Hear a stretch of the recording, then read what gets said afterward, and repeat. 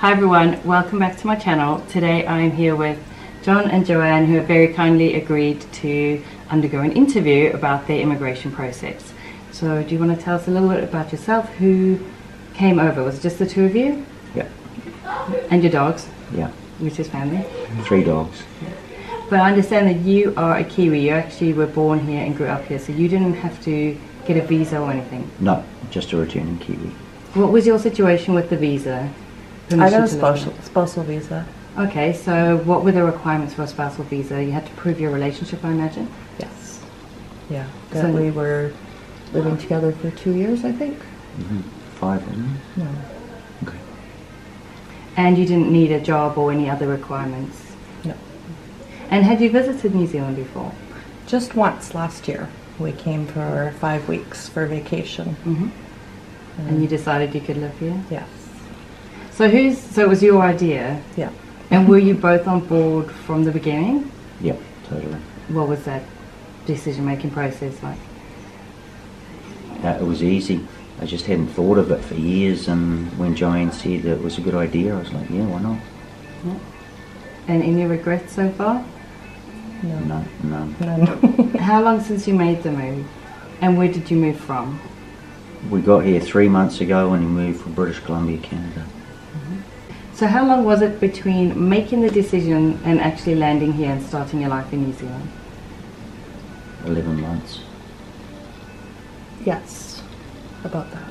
And did you use an immigration agency for your visa? No. Did it all yourselves? I did it myself. Quite straightforward? No. Proof of relationship.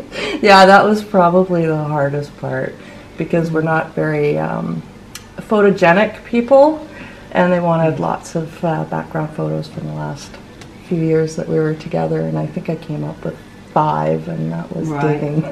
So what other evidence did you end up providing? Common bills, Yeah. property deeds. Bills. We had Wills. We owned property together. We had a will. It's all those little things together that builds a picture. I remember we had to come up with 10 years of family photos or something. One of the things we did. We ended up asking my family for photos that they had of us too. Well, it's good that they had some. So you've moved from Canada and you've settled where? In the Manawatu. And how different is that? Well, what are the similarities and what are the differences? There's a lot of similarities. The difference is climate. Right. No winter to speak of here compared to Canada. That was another reason to move here, was because of the climate. Yeah. One of the biggest decisions, yes. So you lived in Canada your whole life? And you don't miss those winters? No. Not even a little bit. So what are the similarities? Countryside, looks. I'd say the difference is just climate, and everything else is very similar. New Zealand's expensive, of course, but I don't think it's expensive if you don't know the system. And there's a way around that, and the garden, that's a big one. That helps with the cost of food if you can grow your own. Yeah, definitely.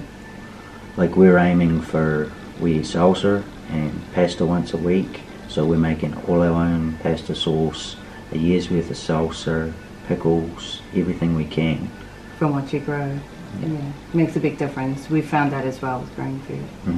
We're freezing our vegetables Yeah. for the winter. So where did you stay when you first arrived? Was it with family? Yeah, we stayed with my mum and dad. And then how was the house hunting process? Have you bought or rented? We bought this place, yeah. And we'd already started looking a year ago, so we already knew what we wanted, and yeah. And so did it just time out correctly, or did that influence when you moved? It just timed out. It did. Yeah. Right, It just worked out Everything perfect. just fell into place. Awesome.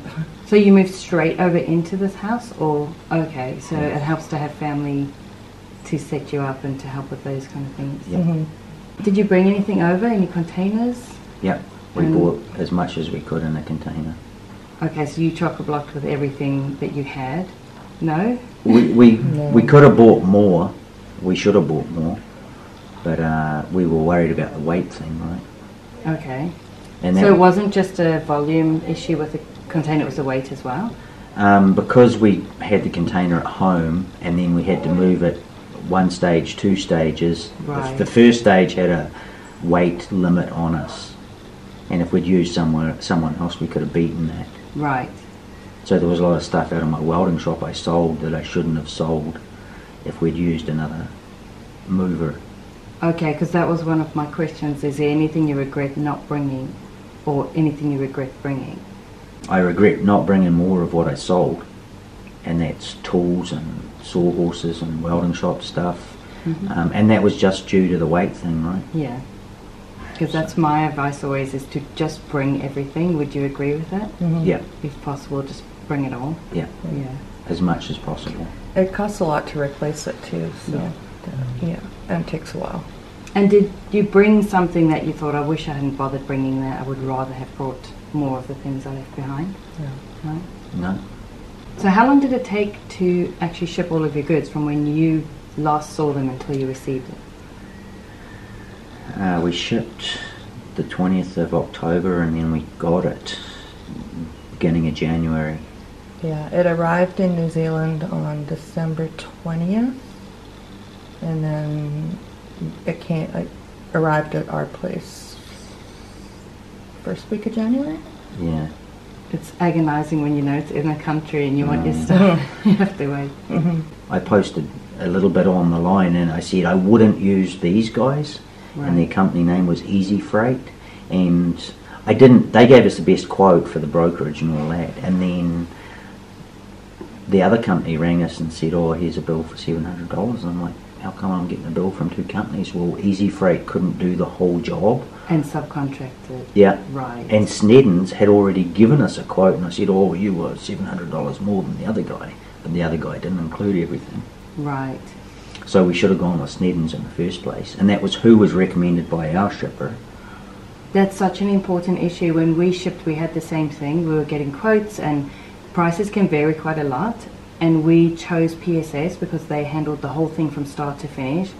Because we didn't want them, besides the money factor getting an unexpected bill, we didn't want them handing over to somebody that we hadn't vetted and we hadn't chosen to look after our stuff. Because it's quite an emotional issue sending all of your things. So I guess that's something to be aware of, who's actually handling it from start to finish. I didn't realise that there was going to be anybody else involved. They don't put that in their fine print? Well, maybe, but I didn't notice it. Yeah. So John, your family is here. Is all of your family here? I've got family in Canada too, but they're distant relatives. Okay, and Joanne, have you left family to come here? Yes, all of my family, my brothers, my mom. That's really hard. Yeah, but we talk every week. We Skype. Yeah, that definitely helps to kind of keep in touch frequently for shorter calls, even just that frequent contact. Yeah, and Skyping, we're still face to face, so she feels like she's really talking to me. That's huge, the Skype thing. More Yeah. people should do that. And the other thing I've just done now is got Messenger on my phone. And when you can hit Messenger and give everybody a tour and look at their face, and it just seems so much smaller, right? It makes a big difference, yeah. And homesickness, has that hit yet, or not at all? Nope. There's nothing you miss? I miss People. Lay's potato chips. Dill Oh. pickle specifically. Dill pickle flavour, you won't get that here. I know. Yeah, maybe with time, but I mean, hopefully not. I wouldn't wish it on anyone. I think we're both just so ready to do it, right? That helps. Yeah. When you know it's the right move for your family and you feel like you are where you're meant to be. Yeah, totally. So what did you hope to gain from the move? What did you imagine for your life here in New Zealand, and what has that actually been like? Has it met your expectations? Yeah. Financially better off, climate better off, we're not stuck next to the US. There's three big ones right there. It's a better lifestyle all around. So when you pictured your life in New Zealand, you've been able to achieve that? Yes. That's good. So is there anything you've particularly struggled with or particularly enjoyed since you moved? Haven't struggled with anything. No, I don't think so. There's no language barrier, which always helps as well. It's big. Yeah. You didn't need to undergo an English test or anything? Okay, because on some of the visas that's a requirement to pass Is that right? English test. No. And any advice for potential immigrants facing the same move? Not that I can think of. Other than make sure you bring all your stuff. Yeah, that's a big one. Mm-hmm. Bring all your stuff. Actually, I wanted to talk to you a little bit about the process of bringing your dogs over. How did you go about choosing a company, and were you happy with the whole process? Have the dogs been all right? Well, there is really only one company that we had to choose from out of Canada, out of Vancouver. Mm-hmm. So that's why I went with them. I had to get another one in Australia as well because 2 of our dogs had to fly to Australia and do their quarantine there. Okay. So why 2 of them and not the third? Short nose. Air New Zealand refused to carry short nosed dogs, Okay. so they had to go via Australia because they went with Qantas. So it's a matter of finding an airline who will carry them? Yeah. Okay. So they were apart longer than your third dog, apart from you? Or did they no, end up all arriving the same time? Yeah, it's all the same. They came within a day Mm-hmm. of each other. Okay. We got them. And then did you have to arrange the quarantine? Yes. And how did that go? How long were they in quarantine? 10 days. And then you went to collect them? We had them, well, they did the quarantine in Australia and 10 days there, and then they flew over to Auckland, and then they flew to Wellington, and we picked them up at the airport there. Best overnight. It was pretty happy, yeah. Totally. Yeah. And they haven't shown any effects from the journey? They all lost a little bit of weight. That was probably through stress or pining or whatever, but other than that, they were all pretty good. They're happy to see you and they're settled. Oh, yeah. That's Totally. good. So how long from when you said goodbye to them until you saw them again? 2 weeks, 3 weeks. It was under 3 weeks. Yeah, 10 days in quarantine, and then a little bit of time on the plane. Buddy and Abigail were in LA for a day, so I'd say 2 weeks. Yeah. And any advice for anybody bringing pets over? Like how did you prepare them or anything else to think The of? white noise, playing it on the TV loud when I went to bed every night. Oh, is that like playing sounds that you download for them to listen to? Yeah, it was Okay. just YouTube, a 10-hour long video of white noise. And that prepared them to be able to hear that on the plane? I hope so.